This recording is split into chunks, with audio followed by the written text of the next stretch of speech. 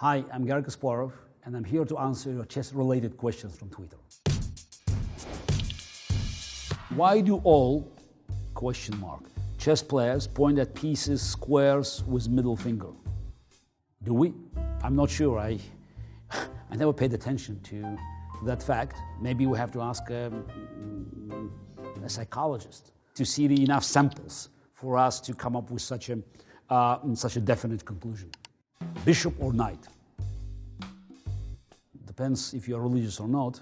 The general assumption is that both slide pieces are of equal price in pawns. I think Bobby Fischer was the first one who indicated that bishop should be valued higher, 3.25 versus 3 pawns for knight. I was more reserved. Actually, I put 3.15 for a bishop. But now, looking at some of the computer games, I would say that maybe Fischer's evaluation was correct. After machines played millions of games, we just learned that bishop's value is simply higher, since in many more cases it was more useful piece.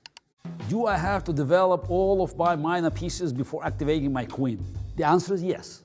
Queen is the strongest piece, but you can argue it's the weakest one, because if it's attacked, it has to move away, because it's its most valuable piece. I can come up with many opening positions where activating the queen is very natural. So there are many openings where your queen is being developed at as early as move 4 or 5. I would recommend for weak players to follow the rule and not to bring your queen into the battle too early. But for those who are making progress in the game of chess by studying openings professionally, you have to be cautious all the time, trying to apply general rules universally all the time. Why do chess players tend to castle even if it severely restricts the king's movement?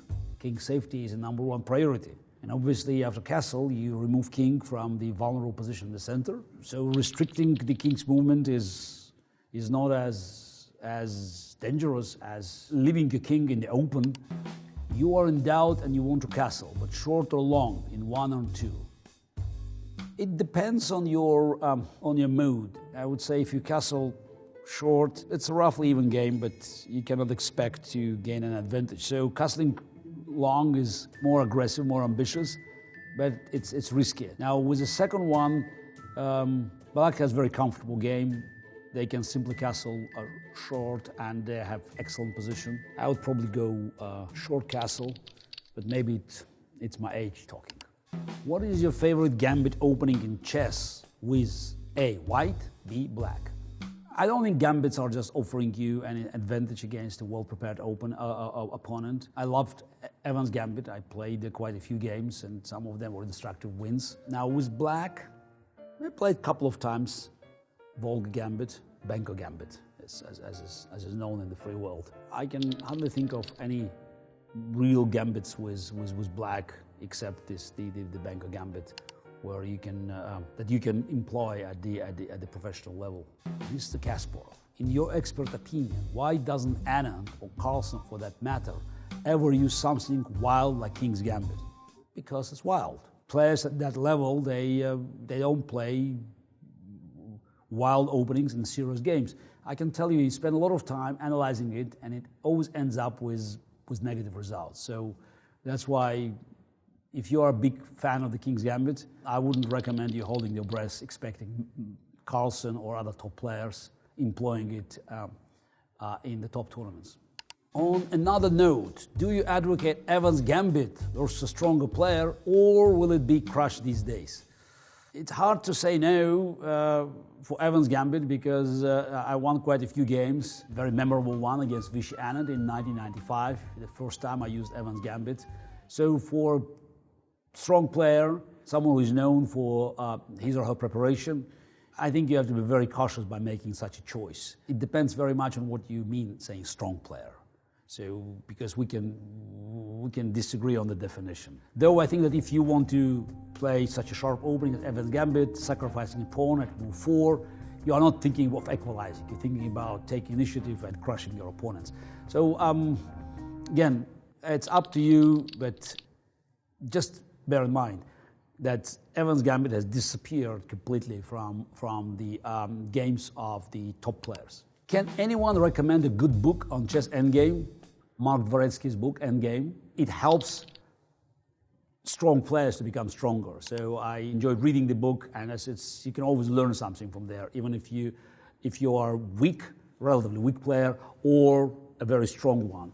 Is control of the center one of the most important things you must do in order to win the game of chess?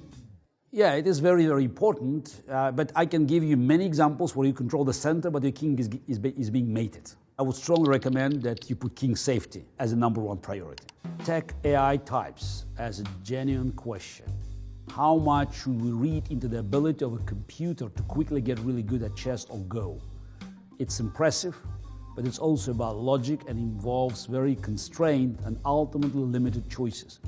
I think you answered the question. It's about the logic, but it's a closed system because we establish the rules. We should recognize that the moment the open-ended system has been limited to a closed framework, machines will do a better job by simply just going around this and establishing their own set of priorities. Chess and other games, like Go, they're offering an excellent opportunity to study the ability of machines for us to look into much bigger problems of the universe and nature.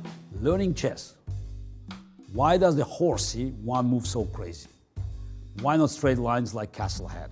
I can tell you that in any version of chess, there are different rules and different patterns. For instance, the Japanese game called shogi, it has many different rules that are very unusual for our eyes because we train just to look at our version of chess. I think it's a combination of the different abilities of the pieces, and I can tell you that our forebears did a great job by actually coming up with such a balanced game.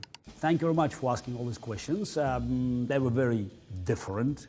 Some of them are too professional to my taste. Some of them are very primitive, again, to my taste. But that's the beauty of the game of chess. You can enjoy the game, you can ask questions, even if you are a very weak player, or if you are an experienced club player, or even a very, very strong player. And that creates this global chess family. And I'm always happy to address any concern that comes from every layer of chess knowledge in the world.